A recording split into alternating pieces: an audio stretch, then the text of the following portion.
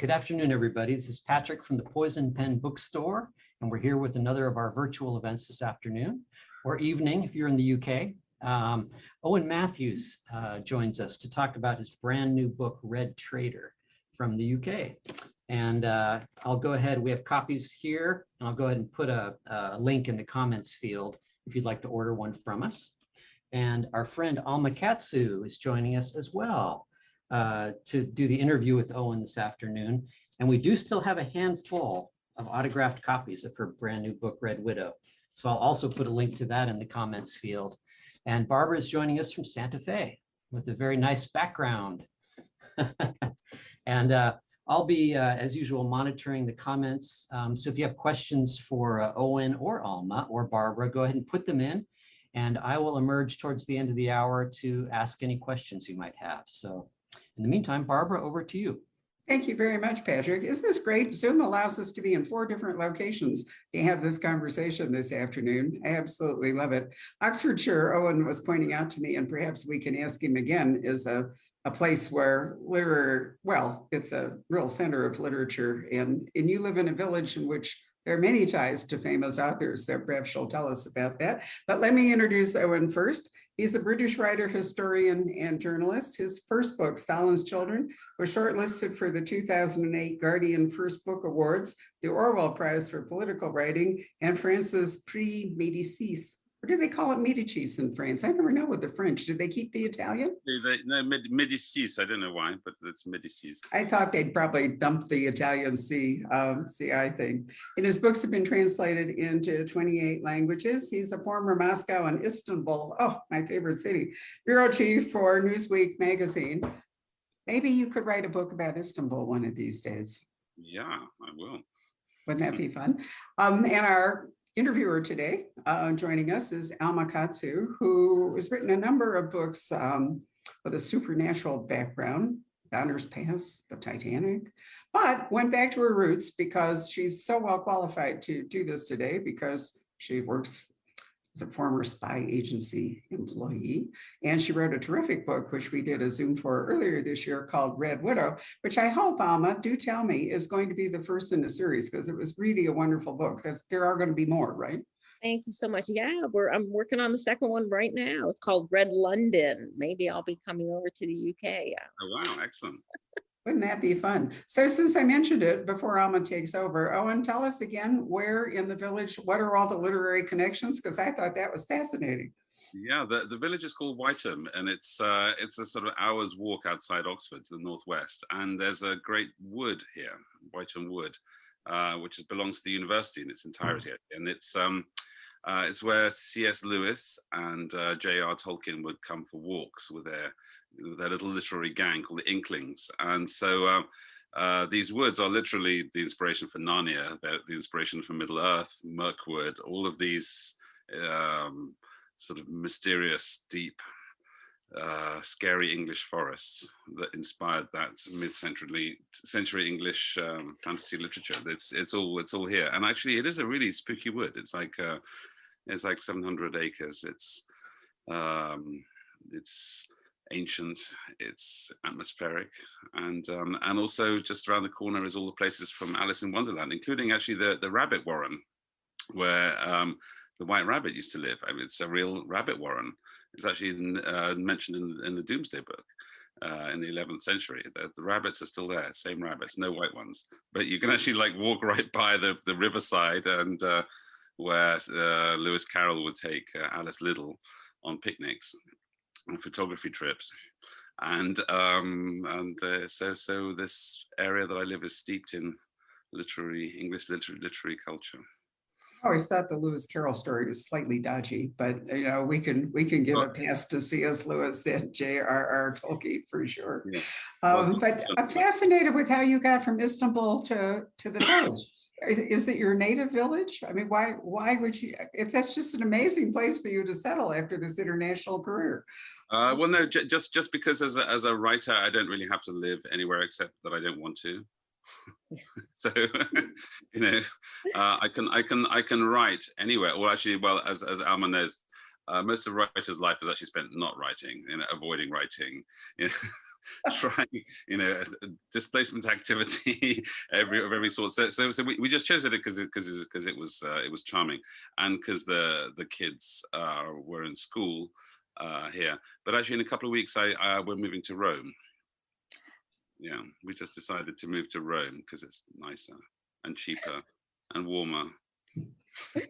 As one would. That's one of the things I love about talking to people who live in Britain and the European Union is that they go to places that seem unimaginably far for us, right, Alma? It's just the drop of a hat. Oh, we're going to move from the village near Oxford to Rome in a couple of weeks. Okay, wonderful. Well, Alma, I'm going to hand it over to you on that note. I have to say that sounds like an ideal life. First of all, that's just amazing, and yeah, I'm totally jealous. Well, first, let me thank. But it's your life too, Alma. I'm sorry? It's your life too, Alma. You're a writer. You can live wherever you like. I know. Oh, so this could open up this whole conversation. I guess it has to do with, how mentally free you feel to spend money or something. I don't know. Well, first, let me thank Barbara and Poison Pen for letting me be part of this conversation today. It's always a lot of fun to be with the folks at Poison Pen, and I'm really looking forward to talking to you because I think you've just had such a fascinating life, and I think there's a million questions we're going to be able to ask you. But let me start it off by asking you, the author, to tell us, just a little bit, tell us really quickly about Red Traitor.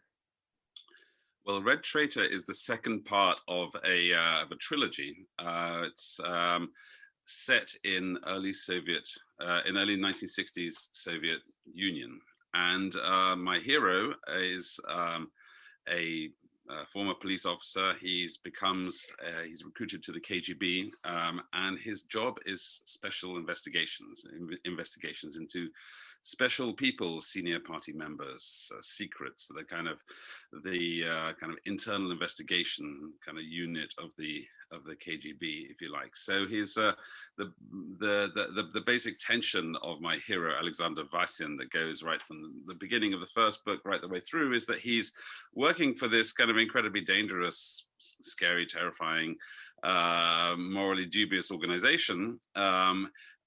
He is a patriot, actually, and that's kind of the major theme of Red Traitor is what does it really mean to be a patriot? At what point does following orders actually come into conflict with your higher duty to actually protect your country? And largely in the recurring moral dilemma in all of the books is that Vassin is trying to protect his country from the people who claim themselves to be protecting it. So it's the classic sort of question, quis custodiet ipses custodos, is the, who guards the guardians. And the plot of Red Traitor, just as the plot of the first book, Black Sun, they're both based on historical events, extraordinary historical events, actually. And in this case, the major plot driver, the theme, is the extraordinary story of a Soviet submarine, B-59, that was one of 4 submarines that was sent into the Caribbean at the height of the Cuban Missile Crisis in October 1961. And they have a terrible secret, because on board they each carry October 1962. Did I say 61? The first book is set in 61, October 61. This is set in October 62, and it's and each of these submarines carries a nuclear-armed torpedo, and each of the captains has the operational right to use that if he is attacked. Actually, I think for the first time in the history of warfare, that was the case, that like a single sort of mid-ranking naval officer had the right literally to trigger World War III. And the true life story on which the events of the book are based is an extraordinary confrontation that happens on the bridge on the command deck of B-59, where you have the captain who wants to shoot a nuclear-armed torpedo at an American warship that is pursuing him, and the commander of the flotilla, who in fact outranks him, and whether they're actually going to launch this missile. So that actual this torpedo. So that true life story became the genesis of the thriller that I built around those real life events. So was when you like heard the story, did you decide then and there that you were going to have to write a story about it, or did it sort of evolve? I mean, honestly, and what you just gave us, there's so much to unpack. I feel like we could go off in a bunch of different directions. So let me just pursue the genesis of this particular novel first, and then maybe we'll talk about your fascinating life and some other things. But so I am kind of curious, like you said, you have this is the second book in your trilogy. The first one takes place in 61. The second one takes place in 62. Having read Traitor, you pack a lot of history into that 1 year. I mean, I agree. The story that you just told about the confrontation on the deck of the sub, I think most writers would say, wow, that is a dynamic story and I want to write a novel about it, right? But you actually did. So, I mean, was it just the appeal of that particular scene, or was it the whole Cuban Missile Crisis? I mean, it may be unfair to say that, this is a story about the Cuban Missile Crisis from the Russian point of view. I feel like that's giving your story a little bit of short shrift there. But I mean, that is such an amazing, dramatic story that just begs, to be novelized. So what was the genesis for you? Well, the genesis is that, because the genesis is that my character has to be in the center of a series of major historical events.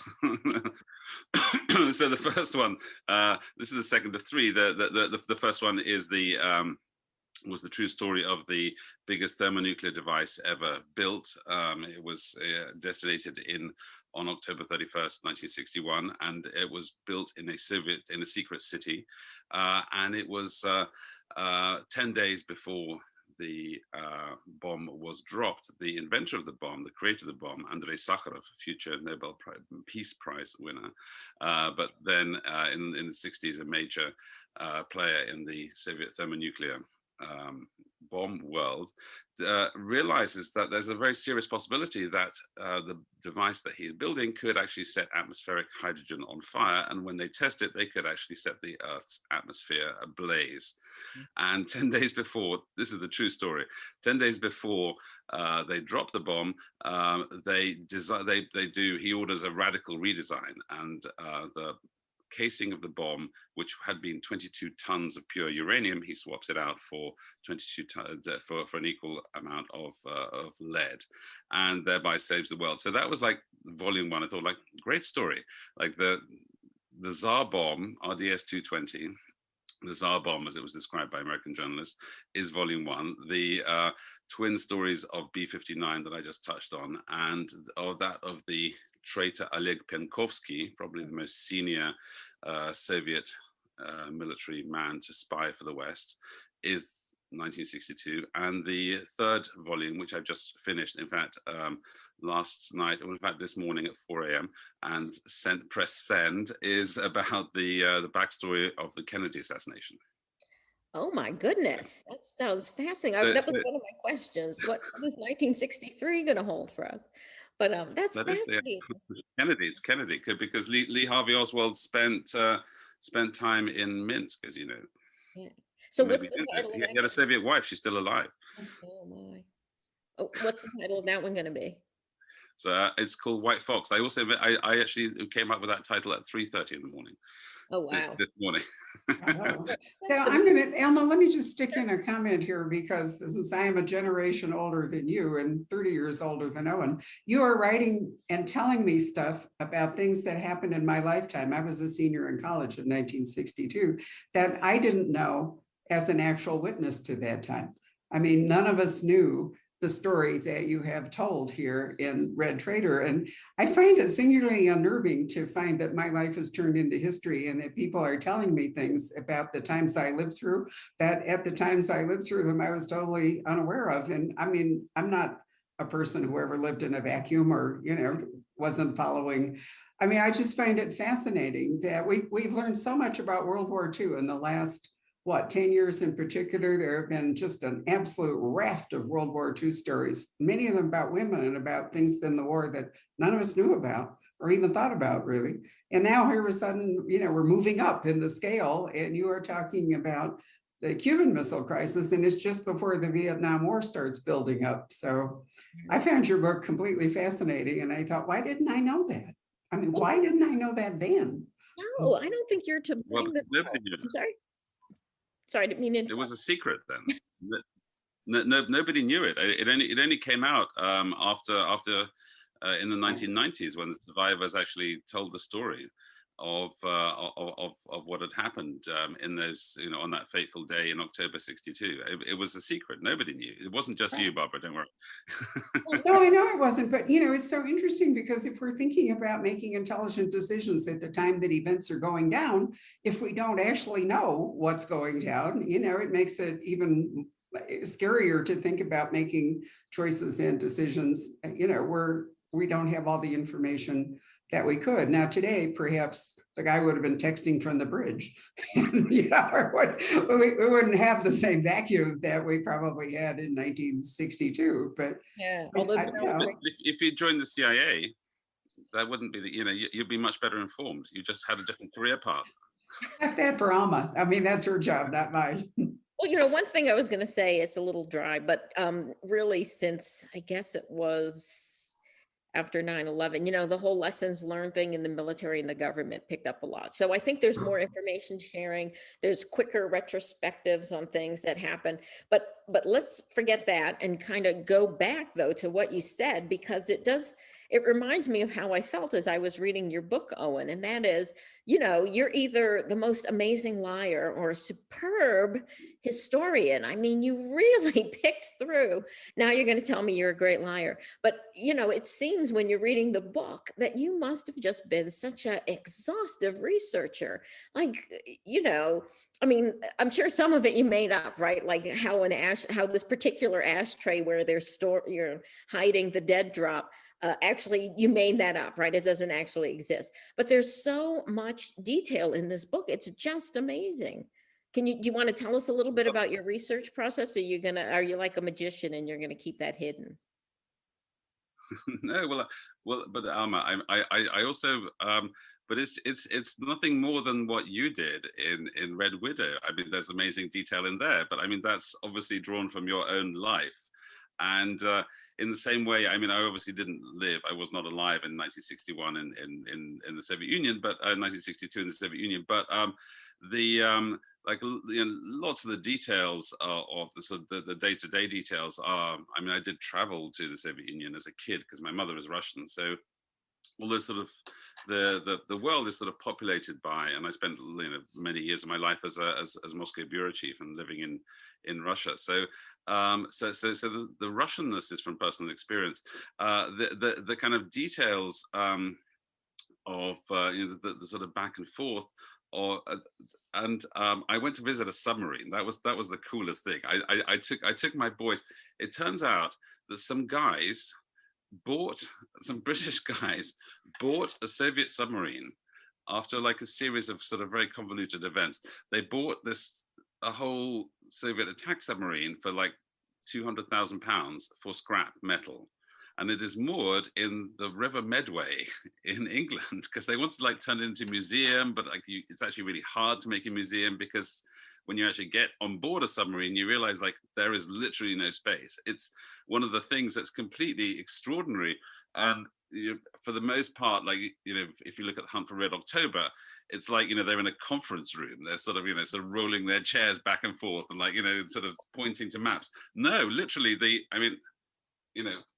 it's that. It's literally that. You can put your hands on the ceiling. You can put your hands on the walls. That's the command center. It's insanely claustrophobic, and there's like a million pipes and taps and everything. I mean, it's kind of amazing that anyone survives, being at sea and all of these things. The people. So in terms of the research, that part was where I kind of understood something that was really both important, was actually super important to the plot, and actually something that I had no idea of before. And that is like a submarine, you're literally living inside a machine, with 80 of your shipmates, and there's like no space. The corridor, you can't even pass each other in the corridor. Someone has like sort of press themselves flat in the corridor for two people to pass. So that's sort of and of course, when you add drama into that, and especially sort of extraordinary stress, you're in this metal tube, and you think, or the captain thinks, in my book, the captain thought in history, that he's being depth charged, and that suddenly these steel walls, the walls of this kind of claustrophobic steel world which you inhabit, are just about to crack, and the water's going to pour in, and you're just going to go down in 900 meters of sea, and your life is going to end in within a minute and a half, because you're just going to go, you're going to go to crush depth. So that jeopardy and that human conflict in that tiny space, because they're not, it's not like they're not sort of shooting each other like Sean Connery, shooting each other like Sean Connery in Hunt for Red October, which is, by the way, an excellent film. It's a fantastic film. It's a fantastic book. But the fact that you are having this argument with a person who's like 3 feet away from you, and like 4 feet away from you, there's another guy, and there's like 8 people in this tiny space. It's mad. It's like a sort of crowded New York metro carriage. Yeah. So anyway, so in terms of the research, that part, what I think was the most important for the drama, is that actually the idea, actually sort of getting into that submarine with these crazy guys who happen to own it. Super well. I mean, that last, would you say it's like the last fifth of the book, you're cutting between what's going on in the sub and what's going on with another character, in another space. But that whole passage, the whole time, you just feel the claustrophobia of being in the sub. You feel like you're right up, up against the other Russian officers. It's so visceral. You did such an amazing job there. And I have to ask too, because you have them doing the operations for the sub. Did you take like a course in what happens aboard a Russian sub? It was phenomenal. Well, no, but actually, there's this guy that happens to like own this submarine that's moored in a river outside London. It's so random. I mean, because they couldn't turn it into a museum because it's too cramped. Basically need like take out half. You need to like saw the sub in half. That's the only way to make it into a museum, because you just can't get through it. The doors are like 80 centimeters high. I mean, they're like sort of 2 feet. The hatches are 2 foot wide. I mean, it's really it's like sort of climb through. But in terms of the operational stuff, the guy who's one of the owners was like a very, very big time submarine nerd. We were in there like all day with my kids, and we had it to ourselves. It was literally just like floating in the river. It's like it's as it was. There's literally packets when it was sold by the Russian Navy to. It was sold by the Russian Navy to like the Romanian Navy or the Indonesians or something. Like, it had a really sort of weird, strange story. But there's like literally packets of cigarettes from like the early 90s, and like sort of posters and stuff, and like the sailors' boots and their coats. It's all still there. It's like a time machine. It's extraordinary. We spent all day on this thing, going like backwards and forwards, and like sort of. And these are the accumulator batteries, and these are the regulators, and these are the diesels. Like it was actually just. Spending time with somebody who is an obsessive submarine nerd. Well, you certainly absorbed it all, and it comes through in the book. So let's move away from submarines for a minute. And you already kind of started talking about the part that really fascinates me, and that is like, how did you? It's like all paths for you led to Russia, but it makes sense now. You said your mom is Russian, and so that's how you became immersed and just grew up in the culture, I guess. That's exactly right. And also, I just had a very unfair advantage insofar as I grew up speaking Russian. Yeah, your Russian must be superb. Well, yeah, because I was bilingual always as a child, and I spent most of my career there, and my wife is Russian, so like and not having to learn Russian, as I'm sure you're aware, Russian is a fiendishly hard language. Yeah. So it's a major unfair advantage. Well, I guess that's sort of predetermined, right? I mean, you've spent your career, decades, working, spent a lot of time in Russia running the Moscow bureau for several news outlets, but you've also been, foreign correspondent. You've covered a lot of international conflicts and that sort of thing. But it seems like now all roads have sort of taken you back to Russia now, right? You're still a commentator on on Russian politics. You've written some TV shows that are set in Russia, correct? And Mhm. so was it, and you started out as, in terms of your book writing career, you'd started out with nonfiction. So I was kind of curious, what made you decide that you wanted to turn to, fiction and a historical spy novel at that? Well, that's a really excellent question, actually, Alma, because the thing is, I mean, I read history at university, and there's a moment when you know the bare bones of what happened. You read the memoirs, as I read the memoirs of all these people. There's a memoir by, well, it's not really a memoir, it's sort of justification of his own actions by the spy Oleg Penkovsky, who's the fictional sort of model of the traitor in the title of Red Traitor. You read the personal accounts, but actually what you want is to get inside their heads.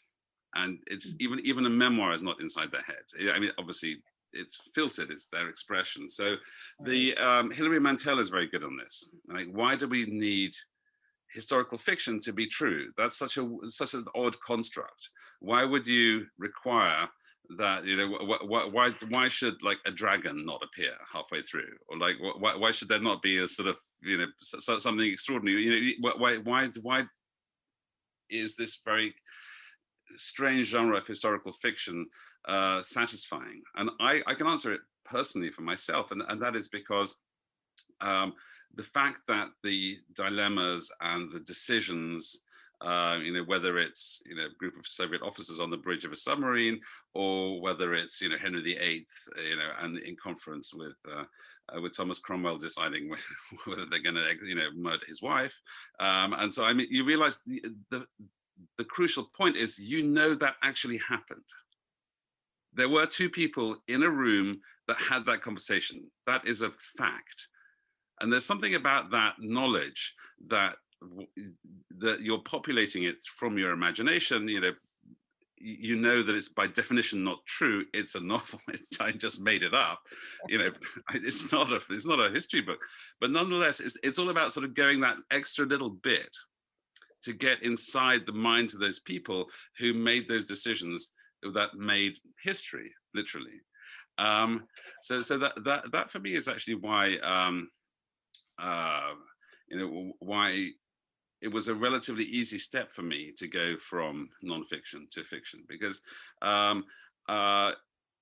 that kind of stuff, by the way, very importantly, does not belong in nonfiction. I mean, there are some writers that try and break that barrier in nonfiction, in history writing, and sort of try and make up incidents. And I always think it's like so offensive. I think it's just sort of such horse shit. It's awful when a historian tries to enliven a history book.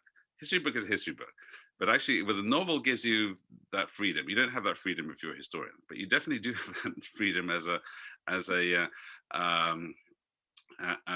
novelist. And also, you can be lyrical in a history book. You can conjure the atmosphere of sort of 1930s Shanghai brothels, and as I read a book last year, 2 years ago, about Richard Zorge, a very famous Soviet spy who spied in Tokyo and Shanghai in the 30s and 40s. There's always a temptation to sort of go further, to go inside, and I succumbed to that temptation and sort of went fictional. It's really interesting because, I do my other books, the ones that aren't spy novels, are historical fiction, but I'm not a historian. And I do feel that historians really, if they're good writers too, can really make such an enriching story, and I certainly felt that reading your novel, that you really knew how to explore a historical event, a time, and really bring the important parts out and just make readers feel like they're there. Now, there might be one point that we disagree on, and that's just the writer in me. I kind of feel like historical fiction is kind of an expanding tent. There might have been a time where readers were expecting a certain thing when they looked at historical fiction, to be really close, to maybe put the emphasis more on the history than on the fiction part. and in that respect, I definitely put more emphasis on the fiction than the history part. I've chosen to write about two fairly well-known events, particularly the sinking of the Titanic, which has legions of fans who, know chapter and verse, and they really take offense at any tinkering with the actual history. But we're writing fiction, right? We have to make things up, even if it's just dialogue. As you said, you can't know what happened in the room when that took place. But I have a question. Were there lobsters in the kitchen of the Titanic? Oh, we do. And if Yeah, those are the types of questions I get. If so, it must have been a miracle Why do you say that? to the lobsters in the kitchen. The sinking of the Titanic Oh. was a miracle. Sorry, your wit is too subtle for me, I'm afraid. Or I've gotten very defensive about Titanic questions, because they do come at you like with a million questions. Well, that would have been impossible because I only had blue pens in the writing room on the second deck of the whatever. But see, I'm not that kind of person. And so, people know not to look for that kind of level of detail from my book, but in your book, yes, there is. So I was going to ask you a bunch about your views on Russia, but maybe we should skip that because I think we can come back to that. Why don't we talk a little bit more about writing historical fiction? Because, you had me so fooled when we did the article for Crime Reads. I was convinced that more of the characters in your book were actual people from history, but you said then, and correct me if I'm wrong, that no, the majority of them are fictional characters who are based on historical people, but you didn't feel like you had to, make them the actual people of actual events. Is that right, or am I misremembering? Well, my personal rule of thumb. I mean, I'd be interested to hear what yours is, but my personal rule of thumb is like, if they're like nice people and sort of quite positive characters, and you're portraying them sort of relatively positively, or at least accurately, then you can leave the original name. You can give them like the real name of the character who they sort of play, if you like. But if they're kind of a little bit dark and a little bit twisted, and like, for instance, my hero is basically Oleg Penkovsky, but he's not. I call him Oleg Morozov. He has like his biography is pretty much the same, except I call him Oleg Morozov because Oleg Penkovsky, he lived, he died, he had, he was a hero to some people, he was a traitor to others, he had, and my job is not to sort of reconstruct or sort of make people think differently, worse or better about Oleg Penkovsky. I want them to feel about my fictional character. So basically, like if I'm sort of messing with the dials a little bit on this historical character, then I just change his name. I don't know, but how about you? Well, I've kind of learned to change my modus operandi. So the first book, the Donner Party book, I stayed very close to the history. Most of the characters, we used the names. They were based on their, what I could find out about their lives. There was just one or two characters where I felt that I had to, even though they were still largely based on a real person, that I felt like I had to change their name. And that's because for what I needed to do in the story, I had to sort of change some aspects of their lives that I thought was like a step too far. But, and I felt terrible about the liberties that I did take with the characters. But again, I wasn't setting out really to just tell a lightly fictionalized version of what happened to the Donners. I kind of had my own theme that I wanted to get across, et cetera, et cetera. So the characters sort of had to fit, certain characters had to fit certain molds, which might have been my interpretation of that person. Again, it was always based on their actual events. And then I would just sort of project, what would a person who'd gone through these kinds of experiences, what were they likely to be like? How would they, were they nice? Were they bad? Whatever. Okay. So these are people who, I'm sorry? Did you go on a starvation diet? No. No, but there's certain things I probably won't eat anymore. Because, when you do a book about cannibals, I'm sorry? Shoe leather. Liver, for one. When you learn about cannibals, you learn all the, like what cannibals, what body parts they go for first and that sort of thing. But so here I had these people who were accused of cannibalism. And as if though that wasn't bad enough, I had to make them into like alcoholics and all these other things. And, like I felt like I was abusing their names a little bit. So as the books went on, I started to come up with more and more fictional characters, again, loosely based on people who actually live, but, the names were changed and that sort of thing. So the next historical horror novel, which comes out next year, it's based on the Japanese internment, which is actually very personal to me because I'm half Japanese. My husband's family all were interned, during World War II, but it's almost all fictional characters. There's almost no characters that are based and named for real people. So the book after that will probably be 100% fictional. There you go. I'm moving over to your way, but I'm kind of curious. So what was the percentage of actual nice people in your story? 2%? Because there's only a few, right? That you actually kept. A lot of the. No, I mean the most prominent person who actually has his own name is probably well, I don't know, the antagonist on the sub. I mean the protagonists on the submarine actually all have their own names. Okay. They do, because the action on the submarine is basically taken from their memoirs and their accounts.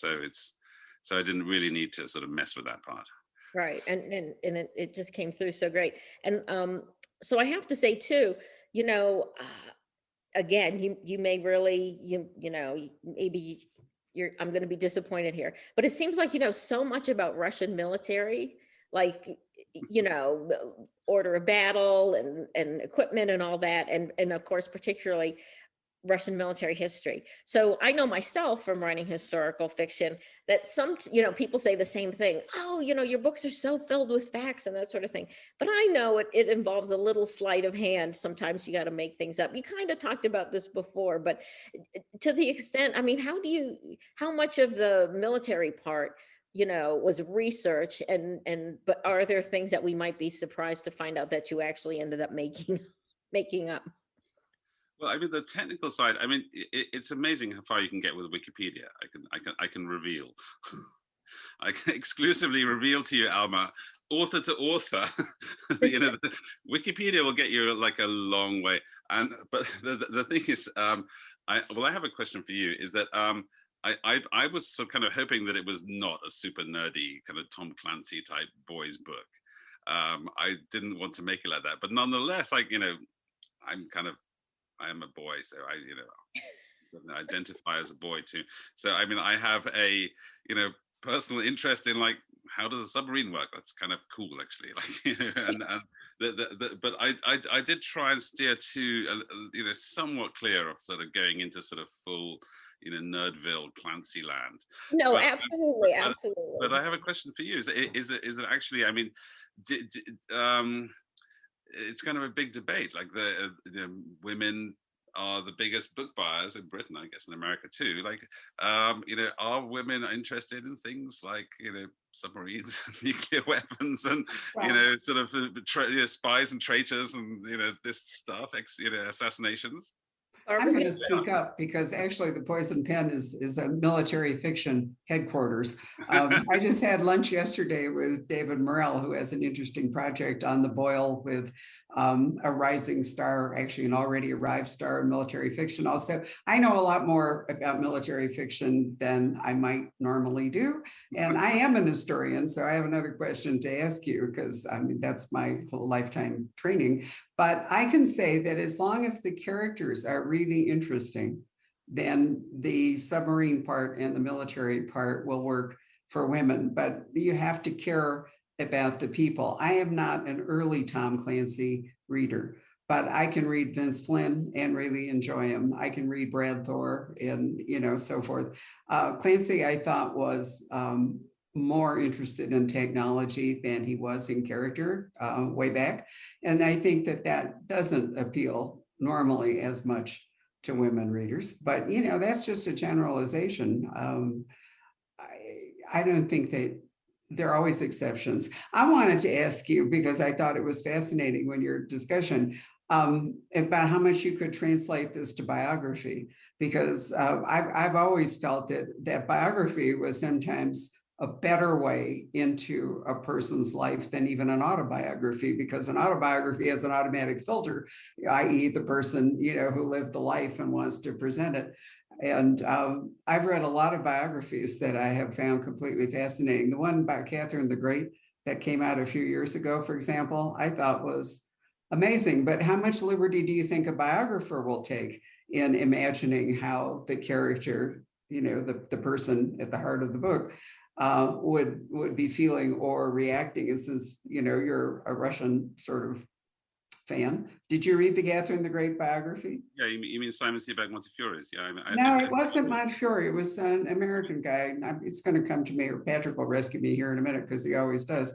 And he focused as much on her life in Germany, before she ever went to Russia. I think I know what you. Yeah. Sorry, I think I know. Anyway, I mean, it reads like a novel, and I thought that it had a very novelistic feeling while I read it.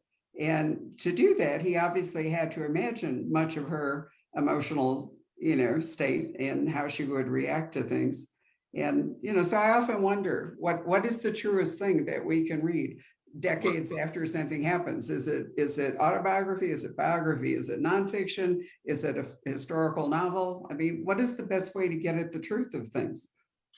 Well, Catherine the Great is actually a great example, because Catherine the Great actually is very unusually for a person of that time, and even more unusually for a woman of that time, was an enormous correspondent and a very, very frank correspondent. So, and also her letters survive. So she's actually very upfront about, and even and her intimate letters survive, like to her lovers. And I think that's what makes her actually probably. It's hard to think of somebody else in the 18th century whose inner life still exists on paper, especially with her correspondence with Grigory Potemkin. She literally pours out her heart to this person who she considers her life partner, who was in fact her secret husband, and so on. And they are sort of like characters in Chandra de la Clos, the Dangerous Liaisons. They're like some partners in crime. They have that level of intensity and that level of passion and frankness to each other, which makes that particular woman extremely interesting, obviously, but also it gives a biographer an into their inner mind that most biographers don't have. So she's kind of the exception that proves the rule, Catherine the Great, because for instance, in my biography of Richard Zorge, I mean, he himself also wrote an enormous amount, but unlike Catherine the Great, he literally lied with every breath, with every word he spoke and every word he wrote. He was just a liar, a spectacularly successful liar. He was a very, very bad man, but a brilliant spy, because he got off on the fact that he was deceiving everybody. So how do you biographize someone whose life or lives are so sort of shrouded deliberately, professionally, and personally in mystery? And I think the answer is, I mean, that the sort of the interesting, non-obvious answer is that actually all of those things, all the versions of a person are true simultaneously. I mean, some of them are more true, some of them are not true. I mean, there is just like, there's not one person who we are. We are different people in different contexts and around different people. And all of those sort of personae exist simultaneously within ourselves. And you can also, I mean, another important factor is you can, if you're writing screenplays, the trick of a screenplay is you demonstrate character through action. But as a biography, you're doing the opposite. You're trying to extrapolate character from action. So the things people do tend to be very revealing of the reasons why they do them. I mean, there's significant clues in there. So as the novelistic aspect, I mean, biography is so popular because, of course, we love to work out what made a person tick, and that's why, in fact, biography is very often more interesting, as you say, than autobiography. And the genre of sort of trying to get into someone's mind and discover their life. I mean, the impulse that you pick up a biography, you want to know about a person's life. It's actually very similar. It's the closest of all nonfiction to the impulse of the reader's impulse to pick up a novel. Well, if you're interested in the great man or great woman theory of history, then getting to know this great man or great woman is obviously important. It's Robert Massey's book. Patrick, once again, has saved me. It Yeah, was yeah, Robert yeah. Massey, and I read it, curiously enough, while my Yes. husband and I were on our way to spend a week as friends of the Hermitage in St. Petersburg and spend a week. And so because we start out with Peter the Great, but really at the Hermitage, it's Catherine. And so we were immersed in a Russian idea of Catherine while we were spending a week. I chose December because we had been to St. Petersburg in July, and I was a Russian minor at Stanford, so I wanted to go and do the whole thing. And I said to Rob, we're going to go in December, because that was our other choice. And, we're going to feel like we're really more in Russia, the whole 9 yards. But I thought that you can't really escape Catherine. You can't escape Peter, either one of them. If you're spending in next century, nobody will be able to escape Vladimir Putin if you're in St. Petersburg. They're just woven into the fabric of the city. He's gonna sink without trace. He has no personality. He's a man without qualities. Well, you've been reading Daniel Silva. If you read The Cellist, which came out last week, I think it's absolutely fascinating, his view of Putin and the 20 years that he's been playing America, but that's a whole different conversation, so we won't go there. I'm sorry, Alma, I just couldn't resist the biography question, because that's one I've thought about on and off for years. it's fascinating. And I have to say, when you ask the question, so this is the intelligence analyst in me, I would have to say, I don't think you could know anything from just one book. Because everything is it's a filter. It would be filtered through the author's perspective, that sort of thing. As an intelligence analyst, you end up sort of ingesting everything in order to try to extrapolate what you think is the truth, right? So, but I don't think everybody has the time to do that on every subject that they're interested in. So I don't want to go any, I know we're running out of time, and we're probably we're fine. It doesn't matter how long we take. Just carry on. Oh, okay. Well, there's probably some questions and answers people want us to get to, but I did have one more question for you that I'm just wondering if you would ever consider tackling a contemporary spy novel to step away from the historical aspect, because I do get the sense in your writing and also listening to you speak, and I guess it's because you've been studying or immersed in Russian culture for your entire life, that you really understand that whole moral dilemma that people in the intelligence business face. And I think it's, because in the business, you're always sort of dealing with, is someone trying to fool you? What is the truth, et cetera, and this may be me sort of generalizing on Russians, but, because propaganda is so sort of, the whole Russian culture, the propaganda is sort of a big part of it. And for so much of their recent history, the people who've lived there have had to deal with this, that maybe that also gives you it just gives you a knack or a sense of, what intelligence people have to go through all the time. So would you ever consider a contemporary spy novel, or no, that holds no interest for you? No, that's a really interesting question. It would require, I think it would actually be very hard for a really simple reason. And that is because, I've known lots of spies. In fact, last night I had dinner with somebody who's one of the people who runs MI6, and they're actually not that interesting. I'm sure maybe the spies that Alma, are much more interesting than the spies that I know. The spies that I know, they're kind of sort of charming, but frankly, they're kind of a species of diplomat, I guess. They're sort of analysts. They're smart guys, but they're definitely not James Bond. And I guess Russia still has some cool spies. They're spectacularly incompetent. But the whole Salisbury poisoning. They're just it's like the Keystone Cops. They're just spectacular. But at least they do sort of cool James Bondy type stuff, poison people and sort of blow up Czech arms depots and stuff. That's at least they're sort of men of action, even though they're idiots. But and they get caught always. Well done. And but so the leap is, actually, for some reason, that historical distance of a couple of generations to the early 60s you can kind of imagine that it's more exciting, you know, because you're in the fictional world. But and I've seen them everywhere. Like I worked I spent a lot of time in Iraq and a lot of time in Afghanistan and Eastern Ukraine, and Lebanon, and Syria, and all these places that I spent my life. Various sort of hellholes that George Bush was bombing mostly. But when you kind of see it very closely, ironically, you would think that that's actually a way in, because you can easily populate that sort of your fictional story with some exciting characters. But actually it's harder because it's sort of, you need to sort of tear yourself away, which actually leads me to a question. I mean, your Red Widow, I think, was actually brilliant, because it was so for me, the most compelling thing about Red Widow is that, firstly, it was extremely convincing, and all the characters were convincing, and you care about them. But also, it's kind of it's a psychological thriller. There's no James Bond stuff in there. There's no explosions. You totally resisted that, and just sort of kept it very tight, and sort of Smiley's People type thing. It's a mole hunt. It's a classic, and it's. You resisted the temptation to sort of thrillerize it, which I thought was fantastic. Actually, it was actually much more thrilling because it didn't have that sort of obvious thrillery sort of bells and whistles. The psychology of it was the compelling part.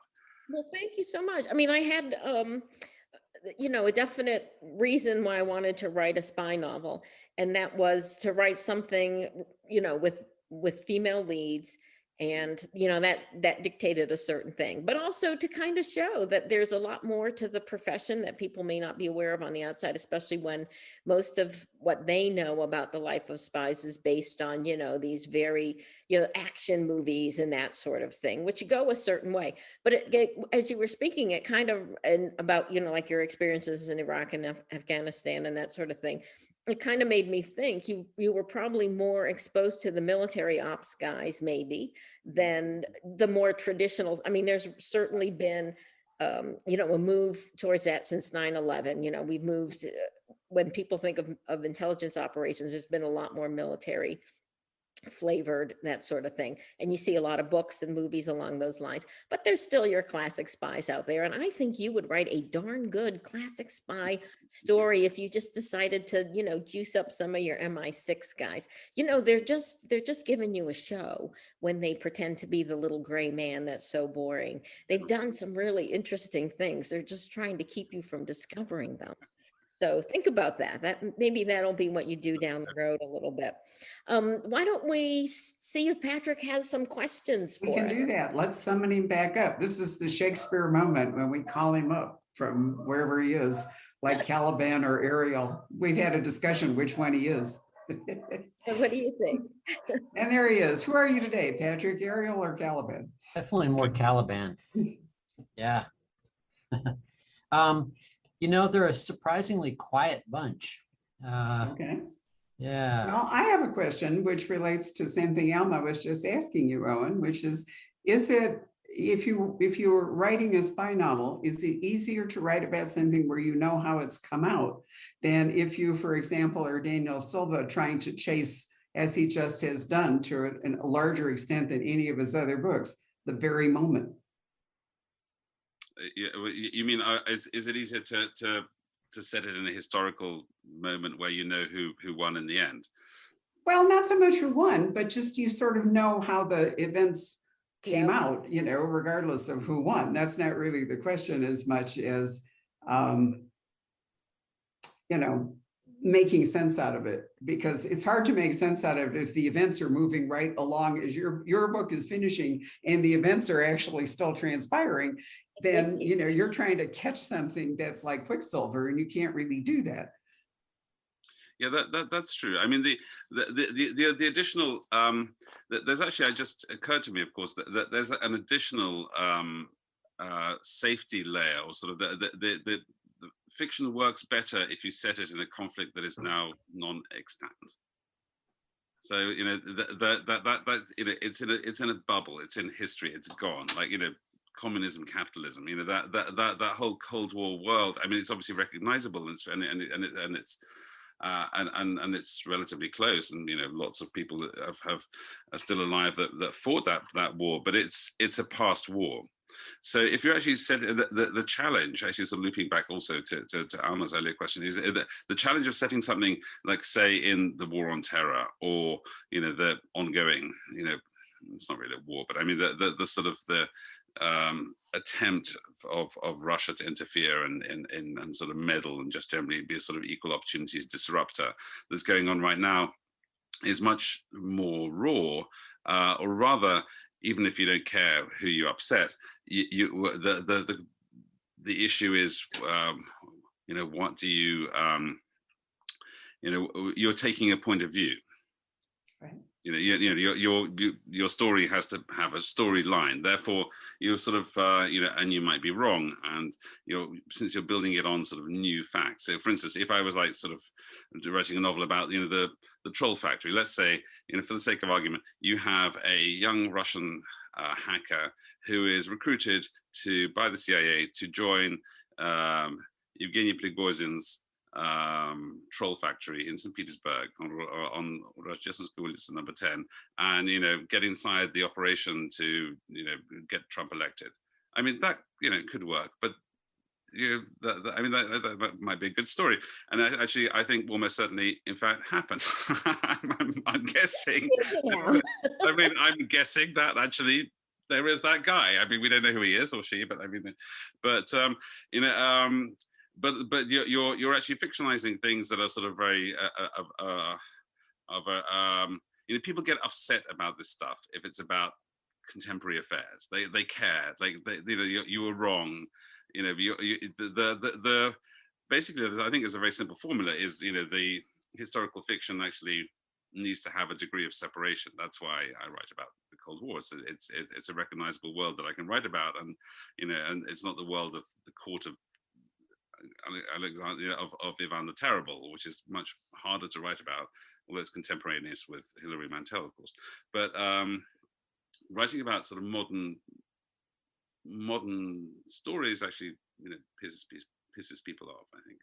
And the other problem too is they do care, but sometimes you also, at least the perception of the publishing industry at the time might be that people are exhausted by a current event, right? That they don't want to deal with it anymore. They don't want to hear about it anymore. And so even though it could be a fascinating story, it just might not be the right time for that story.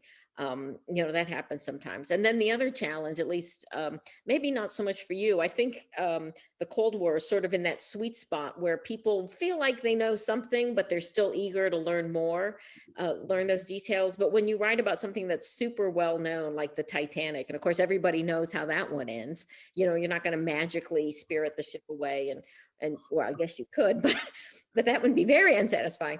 Is how do you get people to still read the book because they think they already know the ending? They think they already know the story. So no matter how you slice it, really, and Barbara, you should know this better than anyone, it's not easy convincing people to pick up a book sometimes. Well, no, it's not, but I'm coming back to my comment I made earlier that Owen has revealed to me an aspect of an event in my life that I lived through. But if you had been telling me this story in 1963 or something, Owen, I don't know that it would have had anywhere near the same impact on me. And, I think it's hard to write about something happening right now because most people don't know enough about what's happening right now. Or they're too prejudiced or they're too caught up in it. This has come up, Patrick can speak to this because we ask everybody most of the time, somebody asks a question about, are you going to write about the pandemic, right? It comes up time after time and most authors are saying no, because it's exhausting or we don't want to pursue it or we don't know how it's going to come out. So anything we say could become, irrelevant or untrue or boring. Or Albert Camus already did it. I mean, I think Albert Camus already nailed it in L'étranger. No, in La Peste. Oh, right. Okay. It's not about a pandemic. It's about yeah, right. It's I mean, he completely nails it. Like for everything, like from the paranoia to the political sort of there's for the fact that the political parties take different positions on the pandemic, to the fact that like people get incredibly paranoid and start sort of denouncing each other. I mean, it's all panic buying.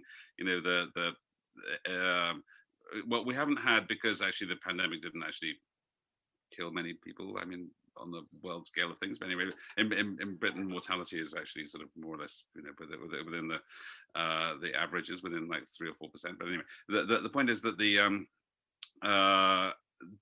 we haven't had the sort of extreme medieval style reaction, and that of sort of mendicant, scary, you know, religiosity, and you know, when things get really deadly and scary, and people, the morbid religiosity sort of coming in, like in sort of medieval Florence or something. Or so well, maybe a better example would actually be, because they have Washington Post yesterday had a fabulous summary of all the defenses being put forth for the people who were caught up in the January 6th attack at the Capitol. And some of them, I don't know if you read it, but some of the defense lawyer briefs on these people, it's just extraordinary.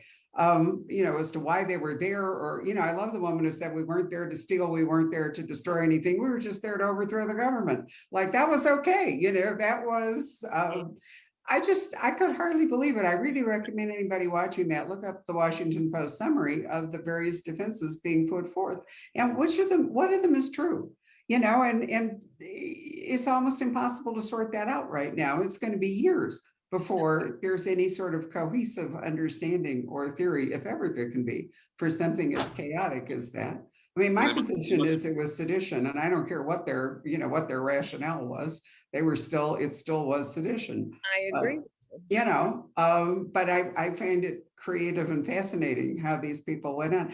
Before we close, I did want to say one thing for anybody watching this. And I don't know if it's still there, but I grew up in Chicago, and years and years ago, the Museum of Science and Industry was able to take a submarine, it was a Nazi submarine, down the St. Lawrence, through the Great Lakes, and put it up in front of the museum, and then they gave us tours. And I can remember as a teenager, you only could go one by one, to Owen's point that, you know, a submarine is like that big. But I can remember walking through it, and we were all having heart attacks. We were so claustrophobic, you know, just walking through it. And it wasn't even in the water. It was, you know, right there in front of the museum. And we all marveled and wondered how people even stayed sane inside that submarine, if you consider, you know, all the smallness of it, the scariness of it, the water around you, you know, all the rest of it. It takes a terrific personality adjustment or analysis or something to get people who go in that submarine and don't go berserk and hack everybody to death and blow up the submarine. So, you know, I thought you did a great job, Owen, with the people on the submarine, you know, who, I mean, a huge amount of it is just surviving being on the submarine. And, you know, to your earlier point, I do want to assure readers, maybe particularly female readers, it's not like this, you know, techno blitz or whatever. It's a great story. I think, you know, I've found a lot of women readers that are really drawn to well done historical stories, right? And for that, they're going to really enjoy the story, because it's really going to transport you there to that time. You're going to feel like you're in Russia and you're living through these events. So don't worry about the submarine part, although it was super atmospheric the way you wrote it. No, it really was. This has been such a pleasure, Owen. So spasiba. Thank you very much, пожалуйста. Спасибо. Добрый вечер and all that good stuff. Right. And Absolutely. I wish you much luck on your move to Rome. And maybe you're going to write us a killer Italian spy story. There you go. Yeah, well, it would kind of have to be a comedy then. Excellent point. No, that would be good. Anyway, it's been great. Alma, thank you so much for stepping up and doing this conversation with us. And Patrick, as always, thank you. Did I walk over a potential question? There is one question that has come in from our friend Tori Eldridge. Oh, good. And she has a question for Owen. Let's see here. What skills have you developed as a journalist and reporter that have benefited you as a novelist? Did you run into any challenges when you switched from writing nonfiction books to novels? No, I mean, famously, I mean, lots of novelists have been journalists. I mean, Mark Twain and Charles Dickens. I mean, it's a well-trodden path. There's a really simple answer, and that is that everybody has a story that is not necessarily what they think is the most interesting thing about them. Everyone always has like some weirdness, which and the most interesting weirdness is the weirdness that they don't consider to be weird. So and that's the whole point about being a reporter is, you just talk to people and you get you try and dig up, a sense of who they are. So it's the telling detail actually. And that's the whole point about writing journalism, and especially as a foreign correspondent, because as a foreign correspondent, you're sort of generally doing a sort of bigger picture thing about issues that the readers don't necessarily know very much. So it's all about the, teasing out that sort of little quirk, the event, the personality trait, and so on, that actually evokes someone's character much better. Because of course, as novelists, we're always trying to show, not tell. So you're trying to so journalism sort of gives you that skill of sort of picking up on the little sort of granular details, how somebody lights their cigarette, or how they walk through a door, or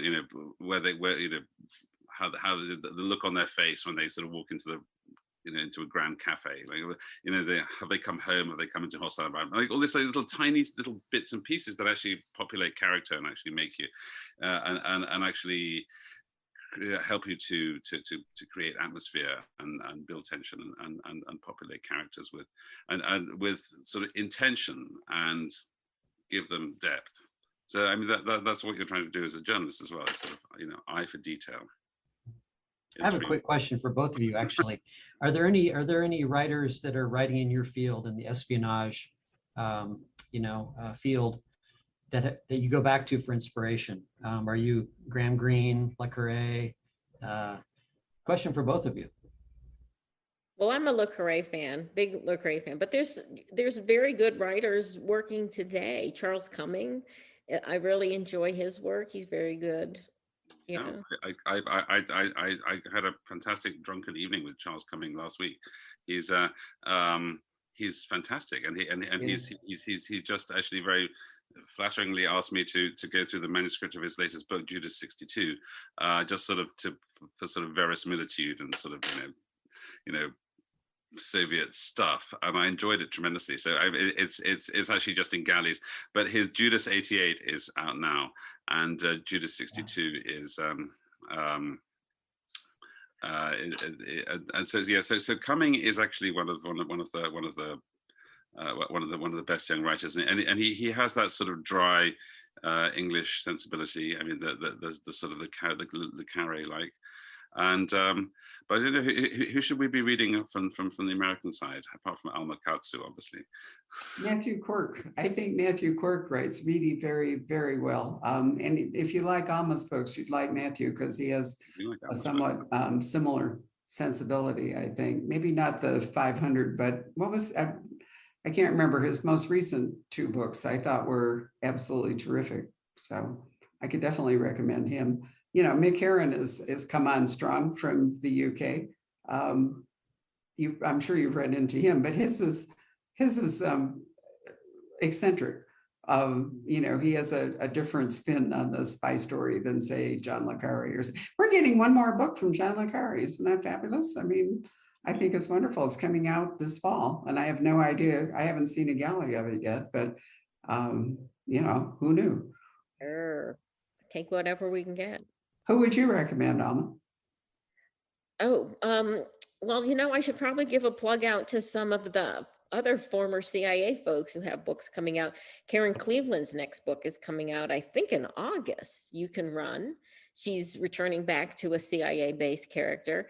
And then there's David McCloskey, who's also a former analyst. His first novel is coming out, Damascus Station, and I think it's coming out in October. And he was a Syrian expert for CIA.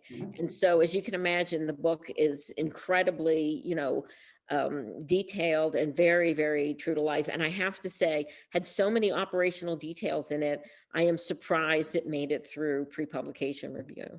Now the bar has been set higher. I can only thank him. We can get more. And Excellent best point. Right. It and is best it from is its hard if you great. actually work for the CIA. If you never work for the CIA, you can make up anything you want or interview anybody you want and put real stuff into it. But if you work there, you have to go through the whole process, which is, oh Lord. It's also true for people who write military fiction, from like Jack Carr will tell you about what they did to him in his most recent Navy SEAL book. It takes forever to get approval. So Well, on Red Widow, I did kind of skirt it sort of wide, so afraid because it's kind of a pendulum. Sometimes they redline every little thing, yeah. and then like I didn't get one thing that they asked to change in Red Widow. So I know I went a little wide of the mark. So I'm going to start trying to go a little closer to the truth with the It was next. more fiction than fact, was it? Is that Yeah. the message we get there? Anyway, this has been wonderful. It's been a lot of fun. There will be a podcast available probably tomorrow. I will send you the links so that you can publicize them. And the video will stay up on our Facebook video page forever.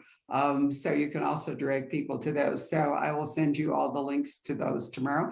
And I would encourage you to order a copy of Red Trader from any bookstore that you like. And from us, Red Widow, because we still have autographed copies, so I'm not sharing the wealth. Anyway, it's really been a pleasure. So thank you all very much. Enjoy the rest of your day, everybody. Good evening. Thank you so much, guys. Goodbye. Goodbye. Thank you. Hello. We hope you're enjoying our programs and podcasts with authors. We'd like to expand them, and your help would be appreciated. Please make a donation at poisonedpenfoundation.org. 100% of the proceeds will go to help connect authors with readers in this difficult time. Thank you.